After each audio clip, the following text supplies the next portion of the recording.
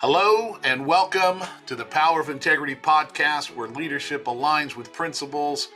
Today I have Garry Ridge. Gary's a best-selling author, a culture coach, and even the chairman emeritus from WD-40 Company.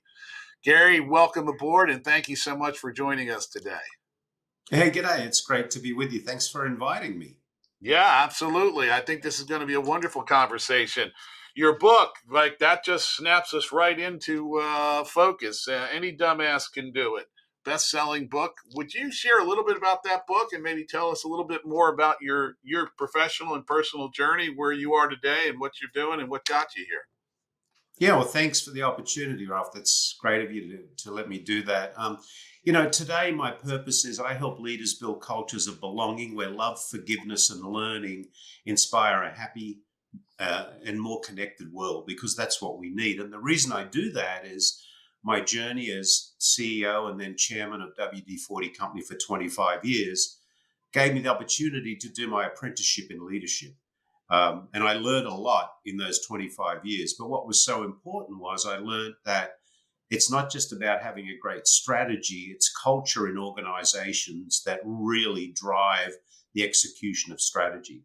And the reason I wrote the book is that I truly believe that if you understand the elements that need to be in place in an organization, and you're brave enough to execute on those elements consistently, any dumbass, me being an example, can create a culture where people go to work every day, they make a contribution to something bigger than themselves, they learn something new, and they go home happy. And why that's important to me is happy people build happy families build happy communities, and happy communities build a happy world. And I don't think anybody would argue with me a little happier world wouldn't be a good thing right now. And business has an opportunity and I think a responsibility to make a difference. And so that's what I do. I also coach. I coach 8 or 9 CEOs right now. I'm on the board of Gorilla Glue, a great company. If it's stuck, use WD-40. If it's not, buy some Gorilla Glue. And I teach at a couple of universities and speak on culture globally. So I'm not retired. I'm refired. Wonderful, wonderful, wonderful. I love forgiveness and learning. You boiled it down to the aspects of elements. What are those elements? And then having the bravery to move forward with those elements. Yeah, I guess even this dumbass could do Exactly. I it. am the dean of dumbassery. I think we can say this on the podcast, so we'll be just fine. If they let you publish a book with that title, for sure we can say it on a podcast. Well, I want to be clear too. ASS is not referring to anybody's posterior or bottom. ASS is referring to a donkey. In Australia, the posterior word is spelt differently. Isn't that interesting? And we want to ask how that's spelled. Well, Yeah. turning to it, Gary, is there anything anything else you want to share about your personal journey and your professional journey that's led you to where you are today? Only that, I think I was very privileged and honored to be able to lead a wonderful company like WD-40 as CEO for 25 years. And it's a public company, and there's a lot of learning that went on there, having worked in over 76 countries around the world. And of course, I've just, by my accent, you may know I'm an Aussie. So I moved to the United States in 1994. And so it's just been a wonderful experience. Very grateful. Yeah, and when you had started, and I don't know this factoid, when you started WD 40 years ago, was it public or was it private and then it went public? No, it was public when I joined. I was actually with the company for 35 years, and it was public when I joined. It went public. It's been, I think, public in 1972. And it's such a household item. I mean, I don't know how many households have it. In fact, I would probably counter and say, I wonder how few households don't have it. It's got In the United States, last research we did was 8 out of 10 households had a can somewhere in their house. It's in more houses than Coca-Cola. oh my gosh, that what that's Now that part's amazing. Of course, its shelf life is a little longer than a Coke in my house. That's for sure. That's it, exactly. And interestingly enough, just a little Yeah, please. factoid. The brand was actually back in 1953. The company was called Rocket Chemical Company. It was a fledgling company in San Diego. There was a problem with condensation and corrosion in the umbilical cord of the Atlas space rocket. The chemists got together and started to formulate solutions. And guess what? Formula One didn't work, neither did 15 or 25 or 35 or 39, but Formula 40 worked. So that's why it's called WD, water displacement 40th formula. So the WD stands for, when you said it, Water displacer water 40th displacer. formula. After all these years of using that, and I bet I've been using it since I was a kid, so that's over 50 years. I never knew what the WD stood for. And now the 40. There you go. Yeah, you've unveiled a very interesting tidbit of information. Trivia. Yeah. Hopefully it'll be my Trivial Pursuit soon so I can win that game. Perfect. It is in there. Yeah, fantastic. Well, turning our attention back to the topic of integrity that we're here for today, when you think about the word integrity, Garry, what does integrity mean to you? I think it's pretty simple in my mind. It's aligning your words, actions, and values, especially when times are tough. And that's why in an organization you need to have a clearly defined set of values that I say not only protect people but set them free. So to me, that's really what it's about. And is it the words and the actions must be? I'm guessing it starts really with the values that you hold internally, and externally, it's those words and actions that come from that or manifest from those values that you're aligned with. Is that an accurate description? Yeah, yeah. And particularly, one of the things that was one of the strengths at WD-40 Company is we had a hierarchical set of values, which really enabled people to make integrity-based decisions when there were conflicting opportunities, which was so important. I think there's an opportunity here. Can you unmask or unveil what that hierarchy might have been and how it was used? Because I think that's pretty interesting that you had a process and a system for making sure integrity played out. That's I think it'd be interesting to our audience to hear how. Yeah, sure. Sure. Well, our number one value was we value doing the right thing. Our number two value was we value creating positive, lasting memories in all of our relationships. Our number three value was we value making it better than it is today. Four was we value excelling as a tribe while thriving as individuals. Five was we value owning it and passionately acting on it. And six was we value sustaining the WD-40 economy. Now, here's a roughly right story that's roughly true that actually demonstrates that. Now, as I said, our sixth value was we value sustaining the WD-40 economy, which was really aimed at our ability to succeed through profitability. Ralph now works at WD-40 Company. He's in the supply chain. He's responsible for decisions around sourcing of raw materials. Someone walks in one day and says, Ralph, I'm going to make a hero out of you today. In fact, after our discussion, you'll be running up to the CEO's office, and I won't be surprised if you don't get rewarded and applauded and maybe promoted. And Ralph says, tell me more about that. He said, well, I've done some work, and there's an ingredient that you use in your product, and Acme Chemical Company, who I work for, can supply you with that ingredient. And I've done some sums, and we roughly know how much you use. And if you replace the ingredient you currently have, and efficacy-wise, there's no problem. Ours works as well. I might even say a little better than the ingredient you use. You can drop $4 million to your bottom line. Are you excited about that? I would be, because you're a public company, and you know what? The shareholders are going to applaud you. The CEO is going to love you. The board's going to, recognize you. Everything's going to be great. And he says, tell me a little more. So he, gives him some more information. He said, wow, that's pretty exciting, so I'll need to get the details off you. And the guy says, well, I just got to add one more thing. If you use our product, and this is not an issue, you just have to put a little warning on the can. And the warning says, in the state of California, there's contents in this can known to cause cancer.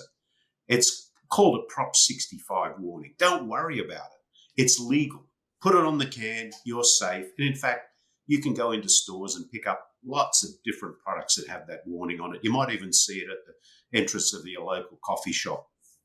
And Ralph says, geez, I'm sorry. I can't take you up on your offer. He said, why? He said, well, we are empowered through a hierarchical set of values to make any decision we need to make anywhere in the world, any time of the day. And our first value is we value doing the right thing. Our second value, and they're hierarchical, so I have to go through them in that order. Our second value is we value creating positive, lasting memories in all of our relationships. And as you know, cancer does not create positive, lasting memories. So I'm sorry, as much as the $4 million is really attractive, because our values drive our decisions in this organization, I can't take you up on the offer. And he says, you know what, I need to go talk to someone higher in the organization, because you obviously haven't heard me. Ralph says, you can go talk to anyone you like, up or down the command chain, and you are going to get exactly the same answer, because our values at this company are here to protect us and set us free. And that's the end of the conversation. Ralph runs upstairs and says to the CEO, I just didn't save us $4 million. He said, why? He said, I lived our values. He said, now you get promoted. Wow. That is a roughly right, nearly true story. Protecting and that's how free. Yeah, our values were there to protect people and set them free. And when we put them together, and I was fortunate enough to work with Ken Blanchard on these. Ken's a mentor of mine, and as you probably know, and someone who I highly respect. And he was so emphatic about, you have to put values in a hierarchical order. Otherwise, people will cherry pick the value depending on the situation, and that will not protect your integrity. If I didn't have them hierarchically, the guy could have made that decision and said, yeah, sure, I'll take it. One of our values is to enhance the WD-40 economy. So I'll definitely take this offer, because I'm going to take $4 million to the bottom line. We made many financial decisions in the company based on values that really would have probably been financially beneficial in the short term. I often said, if we live our first 5 values, the 6th one will happen automatically. And it did, because over a period of time, we had exceptional growth in revenue, profitability, and market cap. Our market cap went from 300 million to 3.6 billion over that period of time. And everybody in the world could make a decision anytime they wanted to. Wow, very empowering and very clear to understand. I'm going to ask you in a moment to repeat them just so that the audience can hear them again and maybe take note of it. But what's interesting is that you go through a filtering process. If you get through the first hurdle, you've got to hop through the next before you get to a decision that this is okay. And I would assume that it's got to pass all 6 hurdles in order for it to be a good decision. Yeah, sometimes it doesn't, because the one that I just shared with you, it probably didn't pass the 6th hurdle in the short term. Right, and then it doesn't get through the process or the filter to be a good decision on behalf of everybody. Right. Can you take us just through again those 6 levels of the hierarchy? Yeah. The first one is we value doing the right thing. The second one is we value creating positive, lasting memories in all of our relationships. The third one is we value making it better than it is today, which is about innovation. The fourth one is we value excelling as individuals or as a tribe while excelling as individuals. The fifth one is we value owning it and passionately acting on it. And the 6th one is we value sustaining the WD-40 Company economy. And Garry, when these were formed in their original state, and I know I'm getting off topic, but this topic is so interesting to me, it's circling back to integrity either way. Was this something that you imported, or was this something that the company always had? How did it come about, and how was it formed in its early stages, if you have that knowledge? Certainly, there were values within the organization, but about 3 to 5 years into my leadership role after learning about the asset that a hierarchical set of values would deliver to us. And the reason we saw it as an asset is we were going from basically a domestic-based organization to a global-based organization. And I said that the sun would never set on our company. Somewhere, every minute of the day, somewhere in the world, someone would be asked to make a decision. So the challenge was, how do we empower them so that they can make decisions and be safe? And so we got a team together, and in fact, we had a workshop that was led by Ken Blanchard, and there was about 30 of us that got together and started to, if you will, straw man what could these values be and how would they align with us as an organization. We came up with a draft. We then socialized it fairly widely in the company and asked people, do they feel these values would benefit us as an organization? Could they support them? Interestingly enough, each one of these values has a written paragraph underneath it of what does it mean. So, we could say we value doing the right thing, but we felt it was really important to really be specific of what doing the right thing meant at our company, because someone could interpret doing the right thing in the US was probably a little bit different to doing the right thing in China or in, Spain or in Germany. So we wanted to make sure we captured what doing the right thing meant to us. And then, interestingly enough, we embedded these values in our 90-day coaching update with our people. And we asked our people globally to tell us, how did they live our values in the last 90 days? Give us an absolute example. And we only had two measurements. We either lived our values or we visited them. And we didn't want a lot of visitors. We want people who live them. So over time, they actually came truly embedded in the thinking and the behavior of the people within the organization. So that's kind of the story behind it.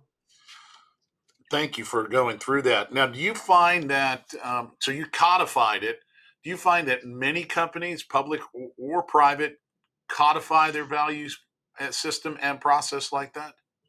No, I have not encountered a lot, I would which imagine. is one of the things I talk about a lot because it's so powerful. When I was teaching at the University of San Diego, and I taught there for 17 years, I had a workshop where I would give the class a case study.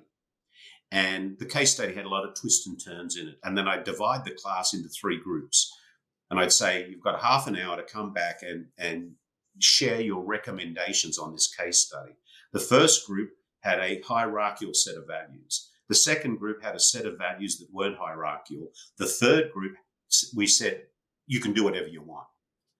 The third group were the ones that were smiling when we gave them the exercise because they thought we could do anything we want.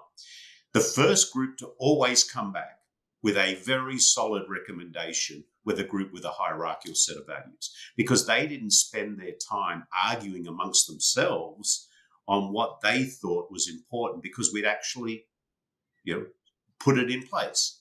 The second group to come back was the group that had the values, but they weren't hierarchical.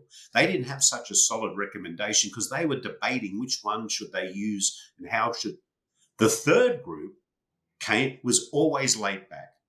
You could see that there was a degree of dissatisfaction and churn that had gone on in the group because they spent most of their time deciding what was important to them instead of what was important to the organization. I must have run that simulation 60 times and I always got the same result.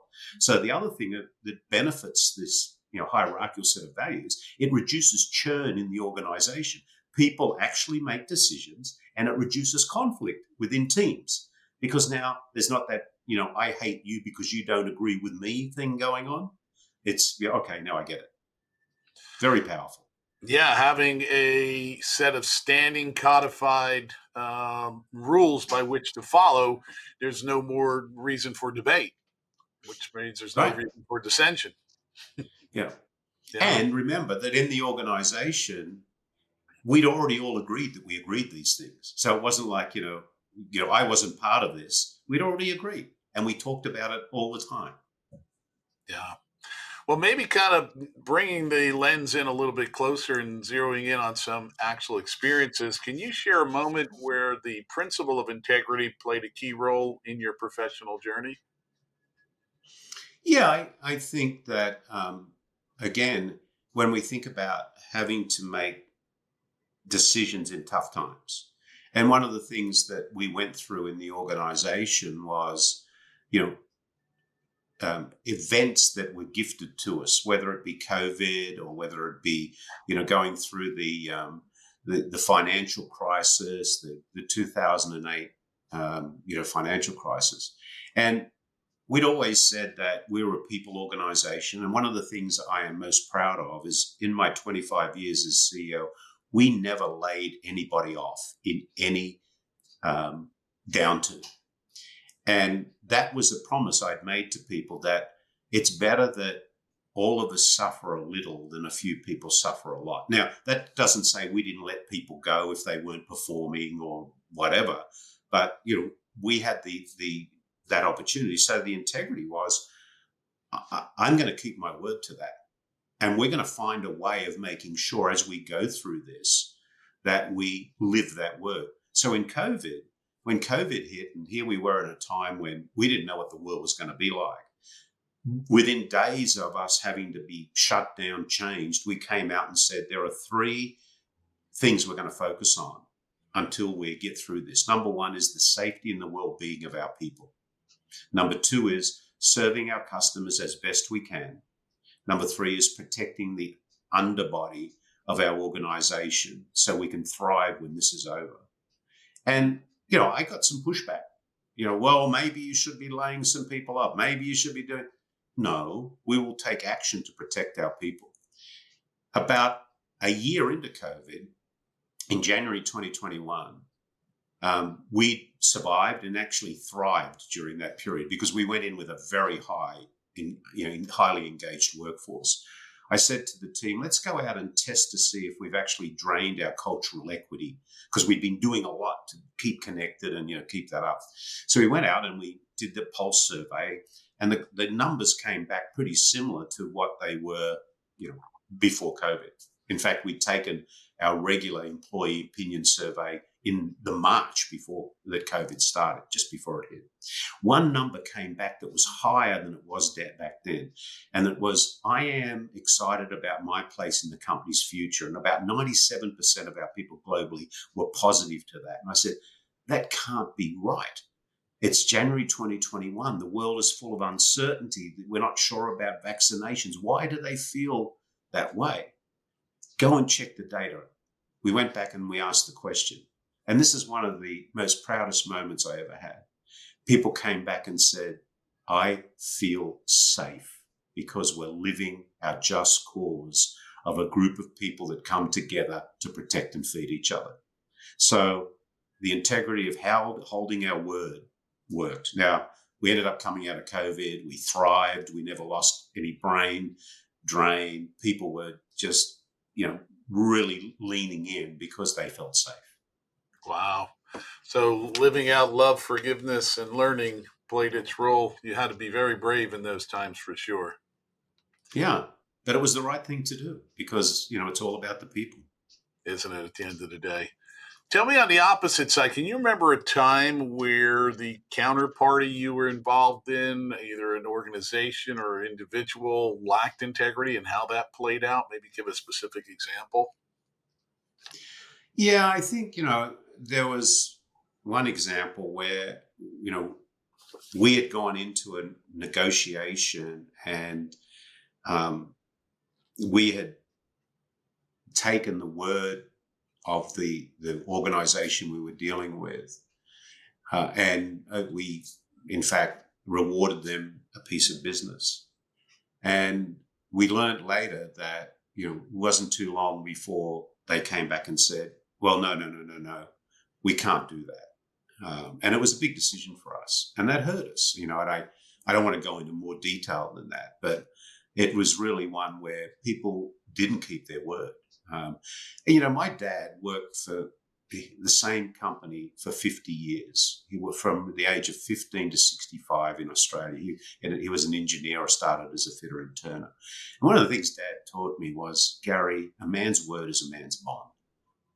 And, don't make a promise and don't, if you can't keep it, better say don't keep it. And I think that's one thing that, kind of gets on my goat a little bit, is that, it's okay to say no, but don't make promises you can't keep. Yeah. Say what you mean and mean what you say, right? Yeah. Yeah. Yeah. Absolutely.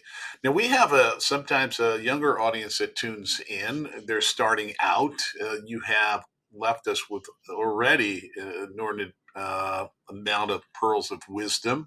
What would you say to our younger audience in terms of insights and things that you've learned over the years that you would share with them as they're starting out in their careers, their own business, their own processes? What are some of those things that come to mind? Be a dumbass. And what I mean by that is, if you think you've got all the answers in the room, you're in the wrong room. And I used to introduce myself as, G'day, I'm Garry Ridge. I'm the consciously incompetent, probably wrong and roughly right chairman and CEO of WD-40 Company, and I need all the help I can get. And it's amazing when you show that sincerely, you respect the input of others, how much input you get. So number one, don't be afraid to ask for help. Number two, be a consistent, curious learner. The number one responsibility of a leader is to be a learner and a teacher. So continue to learn, continue to teach. And again, it's all about the people, and be a coach, not a manager. A lot of people talk about my manager. You manage your bank account and you manage inventory. Your job as a leader going forward is to be a great coach. And when you think about, a great coach, there's some attributes of a great coach that are really, really important.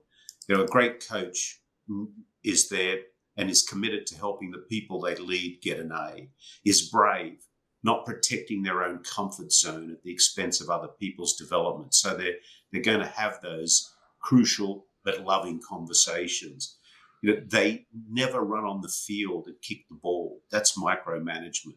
They spend a lot of time in the stinky locker room. So what do I mean by that? It's, if you do get in a position of leadership, it's not a position of royalty. It's a position where you need to be connected with your people, alongside your people, listening to your people. They have the answers if you just listen to them. So those are just a few of the learnings. Because at the end of the day, in an organization, people want to know and feel like they belong. They want to know and feel like what they're doing actually matters and makes a difference. They want to have a psychological safety that reduces fear. And that's why we said we didn't make mistakes. We had learning moments. And they want to be able to make choices. And that's why that foundation of values is so important. So if you're a young leader starting a business, make sure you have a clearly defined purpose, something bigger than yourself that people are excited to be part of. You have a great set of values, and you have an organization where people know and feel like they belong and know and feel like they matter. Wow. You added even more pearls of wisdom. We've been here with Garry Ridge, best-selling author of Any Dumbass Can Do It. He is also a culture coach, a professor at the University of San Diego. For some 17 years, he had done that. And also the chairman emeritus at WD-40. And WD-40 means water displacer 40th formula. Never knew that. Garry, this has been a wonderful conversation. If folks want to get in touch with you, what's the best way for them to do that? Sure, my website, www.thelearningmoment.net. And if they want to, they can take the Dumbass quiz. Click on the Dumbass quiz. There's a quiz there you can take. After you take it, you'll get awarded your dumbassery score, and I'll actually send you a little workbook that'll help you understand what you want to do tomorrow to start building a great culture in your organization. And please connect with me on LinkedIn. I'm on LinkedIn. I post on there a couple of times a week, my learning and sharing and things that I'm finding out that I think are positive in the world. So I'd love you to join there. And if you're on LinkedIn as well, I have the School of Dumbassery. You can join the School of Dumbassery, where a group of people are helping, sharing what they're learning about being someone in an organization who respects and values the input of others.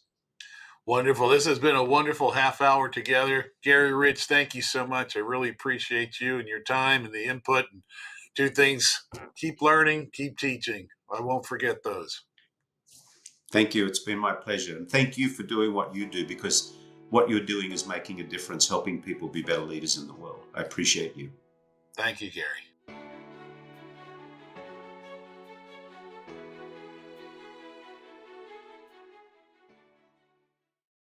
The information presented in this program is provided for informational purposes only. The information is believed to be reliable, but no guarantee of accuracy is made or implied. Expressions of opinions are as of this date and are subject to change without notice. The information in this material is not intended as tax or legal advice. Please consult a legal or tax professional. Investing involves risks, including possible loss of capital. Ralph Adamo is registered with the securities and are offered through Kovac Securities, Inc., member FINRA. SIPC 6451 North Federal Highway, Suite 1201, Fort Lauderdale, Florida 33308. Telephone number 954-782-4771. Investment advisory services are offered through Kovac Advisors, Inc. Integrity Wealth Management is not affiliated with Kovac Securities, Inc. or Kovac Advisors, Inc.